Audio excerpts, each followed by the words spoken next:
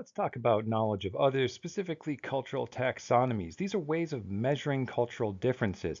As we're going to see, this is easier said than done, and we've got a couple caveats to keep in mind. Taxonomies, these are cultural differences and similarities. We have ways of classifying cultures according to these things. We're talking about observations made about behaviors, values, and orientations. And we're asking this kind of question of how does human nature manifest in a given cultural context? We have a lot of similar values as humans, but depending on where we are and when we are, those values might express in different ways with cultural practices and beliefs. Here's one from the business world. We're talking about the Lewis model over here. The Lewis model is well, it's kind of a simple model. It's derived from direct real world experience of traveling and working with these different countries. What Lewis observed is that depending on which country you're in, people might favor certain kinds of behaviors. You have these more blue countries in the corner, the lower left-hand corner of the triangle. They tend to be a little more linear active, is how he described it. Cool, factual, decisive planners. The more red countries towards the top tend to be a little bit warmer, emotionally expressive and impulsive. And the countries down towards the other corner here, yellower countries, are a little bit more reactive and courteous, amiable, accommodating, compromisers. You get the idea. What's useful about this is it allows business people to start imagining what they could expect from visiting a given country and practicing business in those places. So this is very behavioral and observation based, and it's a quick way to kind of compare cultures. You can see that they are on a continuum. Down in the lower left, the most cool, factual countries would be Germany, Switzerland, etc. But US is pretty close to that, maybe a little bit on the warmer side. And so this allows you to kind of make comparisons across those cultures with these vast generalizations. Let's revisit our friend Ed Hall, an anthropologist. You might remember being quoted as saying that culture often conceals more than it reveals. And, well, he's also famous for noting that cultures can be described and categorized by their differences. You might consider this a starting point for cultural taxonomies.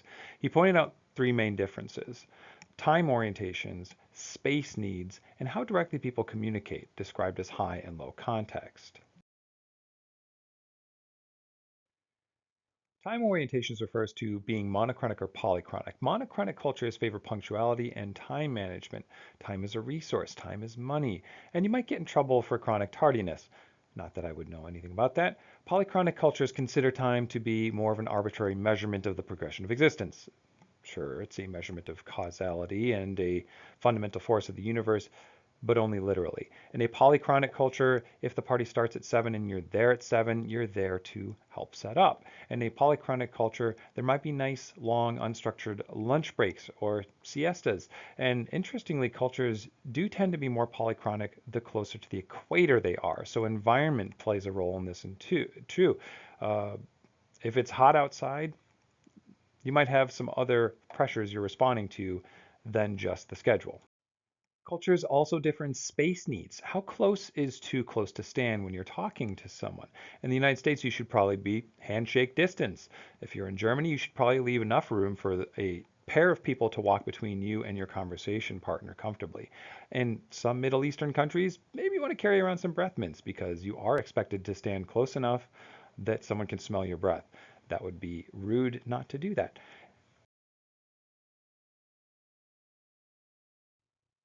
High and low context refers to how much information is required to understand what the hell is happening in the social situation. Let's dig into that a little bit deeper. A classic comparison for high and low context cultures would be Japan and the United States. I have lived in both of these countries, so I have lots of stories about them. I'll try to keep it brief though. Japan tends to be a very high context culture in its language and practices. People are expected to learn and honor social obligations, taboos, and customs. And the language itself reflects that. It may not be as precise. English is a very precise language. We can encode a lot of meaning into the words themselves without those words being contingent on what's happening around them. In Japan, they not only expect you to understand those social obligations, taboos, and customs, or they expect Japanese people to. They're a little more forgiving of Americans. But they don't usually speak openly about these things. to save face. An example of how social standing influences interactions is in the language itself. The grammar, vocabulary, and directness of the words you use all depend on your relationship with the other person. If I'm speaking casually with a high-ranking businessman or gangster for that matter, and he is speaking to me casually, his subordinate will also be socially obligated to speak to me super politely, as if he were speaking to his boss. If he doesn't, that would be insulting to his boss, whom I am speaking with casually. Now, maybe that's on me for being an ignorant American and speaking casually to a high-ranking individual. If I were Japanese, I probably would not be as forgiven for that. But nevertheless, this subordinate finds himself in a difficult social situation. Did you track all that? Now we come to kind of the granddaddy of cultural dimensions, Gert Hofstede and his cultural dimensions. This is probably one of the most popular, common ways to describe cultural differences, and you're probably familiar with some of these. They're a little bit outdated at times. They've been updated other times. Where we are now in 2025 is a little bit different than where it started back in the 90s and 80s. Hofstede went and did surveys for the IBM company in different countries as they were trying to figure out what makes these different workforces different because they're getting different results. And so Hofstede gives a survey, he does some factor analysis, and he says, well, here's the dimensions that we can measure these differences by. This is really responsible for all the conversations that you've had about individualism versus collectivism, etc. But here are the dimensions that Hofstede came up with. First of all, you had power distance, which is how comfortable a country is with power, how much they expect those power differences. So leaders are expected to have huge power differentials. They're expected to be deferred to and have absolute authority. Well, maybe not absolute, but again, this is all measured on a scale. You've also got the classic individualism versus collectivism. How much is individual identity prioritized over group identity? How much is individual well-being prioritized over group well-being? And what we mean by group well-being could be the family, the immediate family. It could be professional associations. It could be friends. And those things vary too. Masculinity versus femininity, recently renamed to motivation towards achievement and success, because that's what Hofstede actually meant. And this scale was accused of being unnecessarily gendered by saying that to be motivated towards achievement and success is more masculine. It doesn't really matter. We can measure all of these things. It's another difference. Cultures differ in how motivated they are by achievement and success. It is worth noting, however, that this change has reflected other changes in the cultural dimensions, including individualism originally included measurements of achievement and success. So that confused the measurement. Now we don't really think of it that way as much because some cultures can be very individualistic, but also not care about achievement and success. Those are two totally different things. So remember, these things evolve and they change over time. We also have uncertainty avoidance versus comfort with the unknown. That's a big one too, where we're trying to determine how much people within a culture are okay with not knowing what's going to happen. And likewise, we have long-term versus short-term orientation. How much do individuals within that culture think about the present, and how much do they plan for the future? Finally, we have indulgence and restraint. So we can measure how much individuals in the culture are prioritizing their own gratification.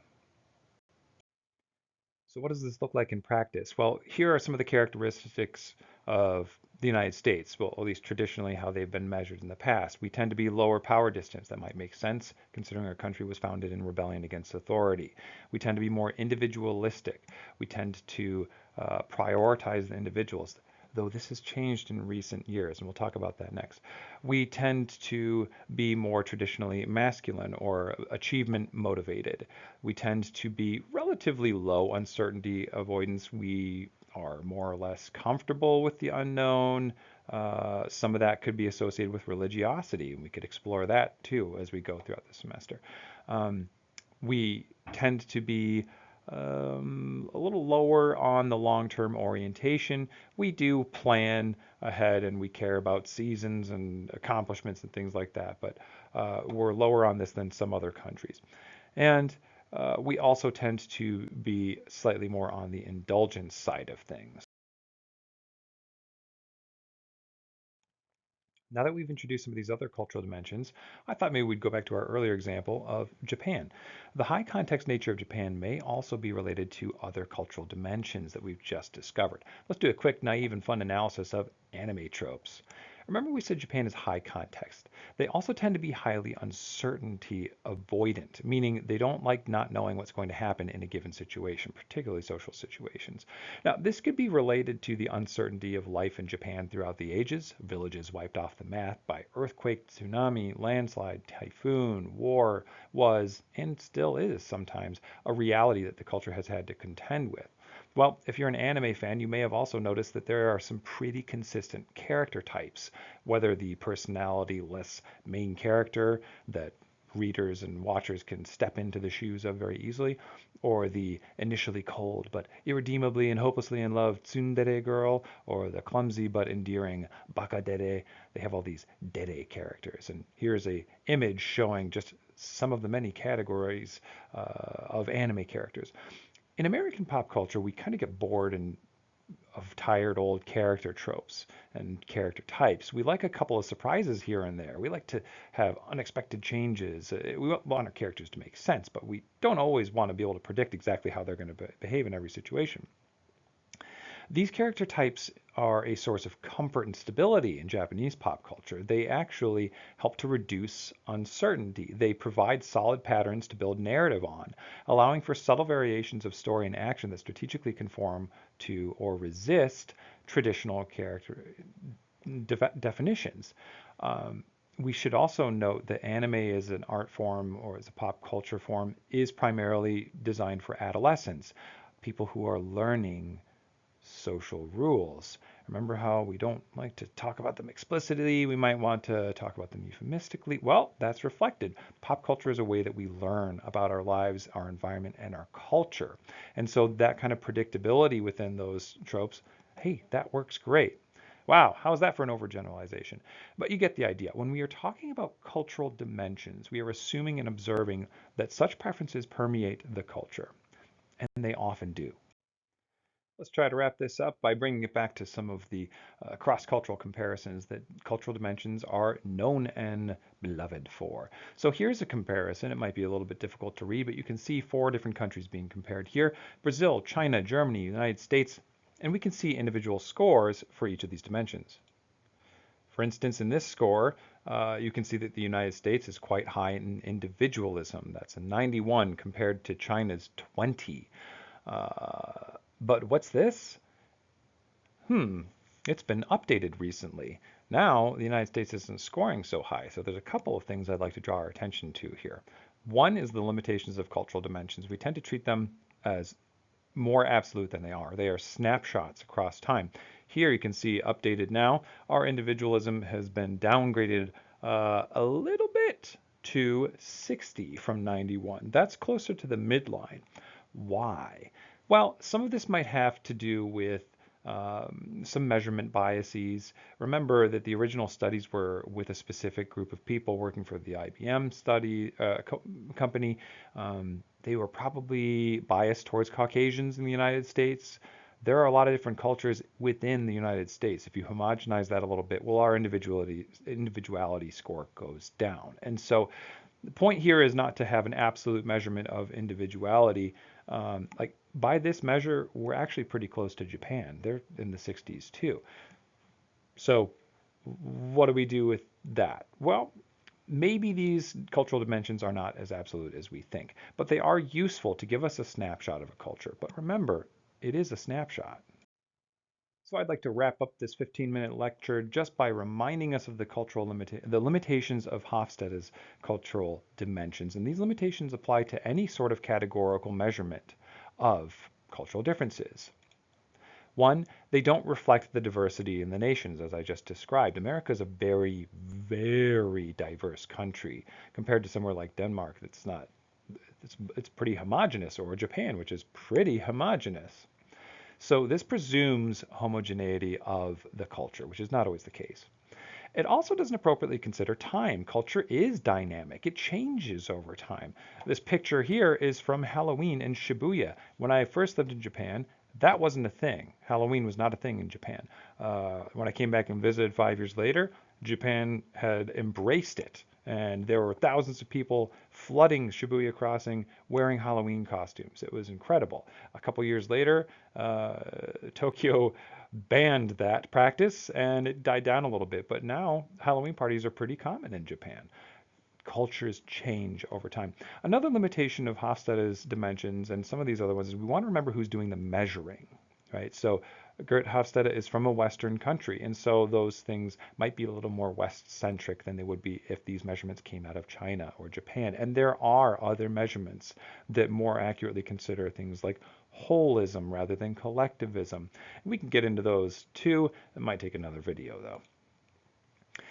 These also have limited power to predict behavior. You remember at the top we talked about the Lewis model. That's designed to help business people know what to expect when they interact in business exchanges with those different cultures. This kind of works, but it doesn't always work. And we want to remember our ultimate consideration that it's best to treat people like people, not as representatives of their culture. You can't replace learning and engagement with different people from different cultures. And there's also probably a bit too much emphasis on the differences themselves. Cultures have a lot in common, even if we have some surface level differences that we can measure. Remember, ultimately, cultural dimensions are observations. They're not rules. They're not cosmic laws. They're nothing like that. And there is no substitute for experience and engagement with people from other cultures. That's it for today. I hope you found this video useful. I'll see you next time.